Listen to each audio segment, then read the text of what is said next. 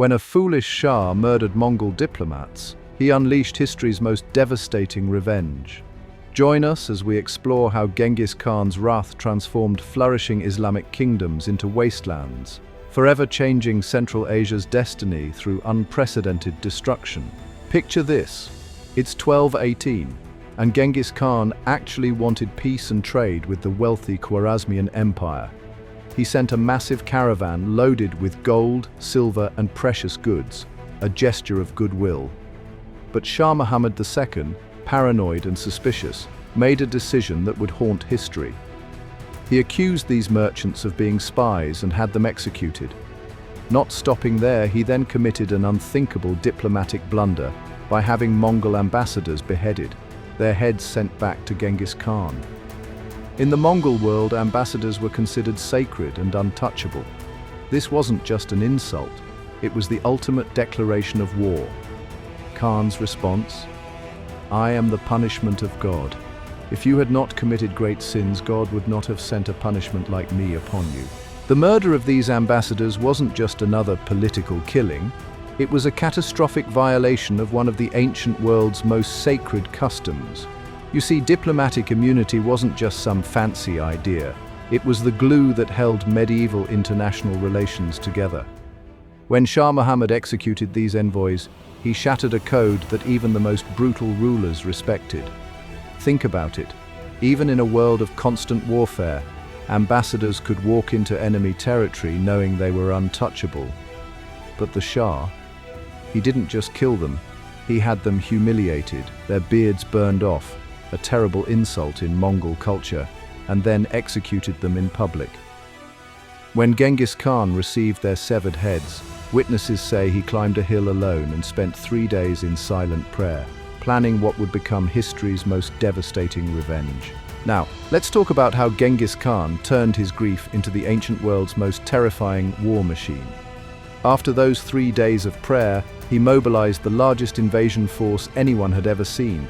We're talking about 200,000 battle-hardened Mongol warriors.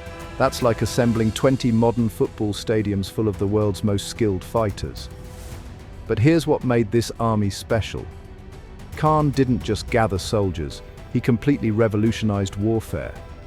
He divided his forces into specialized units called tumans, each one operating like a deadly, precise instrument. These weren't just random warriors. They were master horsemen who could shoot arrows with deadly accuracy while riding at full gallop. Khan also created the world's first military messenger system, using relay stations to send orders at unprecedented speed. The scale of preparation was mind-boggling. Imagine coordinating an army the size of a small city, all trained to move as one devastating force. The first city to feel Genghis Khan's wrath was Otrar, where those merchants had been killed. The Mongols didn't just attack, they orchestrated a masterclass in siege warfare. For 5 months, they systematically dismantled the city's defenses using advanced siege engines and clever tactics like diverting rivers. When they finally broke through, Khan ordered something unprecedented. Instead of the usual quick sacking, he commanded a slow, methodical destruction. The governor who'd killed the merchants, they executed him by pouring molten silver into his eyes and mouth, a symbolic punishment for his greed. The city's scholars and craftsmen were spared and sent east to serve the Mongols, while the remaining population faced a terrible fate. This wasn't just revenge, it was a message to the entire Islamic world. Defy the Khan, and your civilization would cease to exist. After Otrar, the Mongols set their sights on 2 jewels of the Islamic world, Bukhara and Samarkand. These weren't just cities, they were thriving centers of art, science, and trade. But Khan's forces had something special planned for them. At Bukhara, they used psychological warfare like never before, flooding the surroundings with so many troops that witnesses said the plains turned from green to black with soldiers. The Mongols then did something clever. They used captured civilians as human shields, forcing them to march first against the city walls.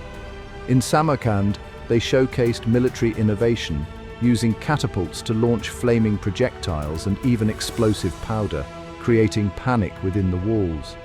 The destruction was so complete that travelers years later reported finding only silence where these great cities once stood. The message was clear. This wasn't just warfare, it was the systematic erasure of an entire civilization. Now, let's follow one of history's most relentless pursuits. Genghis Khan wasn't content with just destroying the Shah's empire. He wanted the man himself. He handpicked 30,000 of his best warriors and gave them a single mission: hunt down Shah Muhammad II. Picture this: a massive chase across thousands of miles, with the Shah desperately fleeing from island to island in the Caspian Sea. The Mongols, showing incredible determination, actually learned to build ships just to continue the pursuit. They tracked him through cities, across deserts, and over mountains, using an elaborate network of spies and informants. The Shah, once ruler of a mighty empire, was reduced to a fugitive, watching his realm crumble while constantly looking over his shoulder.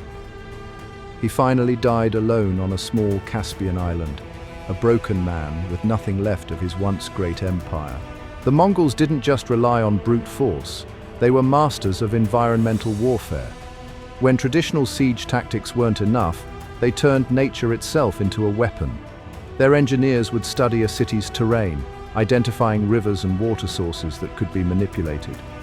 Using thousands of captured laborers, they'd dig massive trenches and build earthen dams, sometimes working for weeks to prepare their trap. When everything was ready, they'd release the waters, creating artificial floods that would devastate city foundations and drown thousands. In places like Urgench, they actually reversed river flows, turning fertile lands into swamps. The psychological impact was devastating. Imagine watching your city's protective waters become an instrument of destruction. These weren't just military victories.